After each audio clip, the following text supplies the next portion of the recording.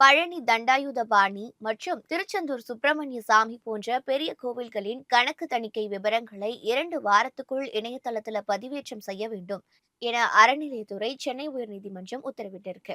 தமிழகத்தில் உள்ள அனைத்து கோவில்களின் வருடாந்திர வருவாய் செலவினங்கள் தொடர்பான கணக்குகளின் தணிக்கை அறிக்கைகளை இந்து அறநிலையத்துறையின் இணையதளத்தில் பதிவேற்றம் செய்ய உத்தரவிடக் கோரி சென்னை மயிலாப்பூரை சேர்ந்த இண்டிக் கலெக்டர்ஸ் தலைவர் ரமேஷ் என்பவர் கடந்த 2023ஆம் ஆண்டு உயர்நீதிமன்றத்தில் வழக்கு தொடர்ந்தார். இந்த மனுவை விசாரித்த நீதிபதிகள் தமிழகத்தில் 9525 கோவில்களின் கணக்குகள் தணிக்கை செய்ய தாக்கல் செய்யப்படாதது ஏன் என ஆய்வு செய்து விரிவான அறிக்கை அளிக்க வேண்டும் என அறநிலைத்துறைக்கு உத்தரவிட்டிருக்கார்.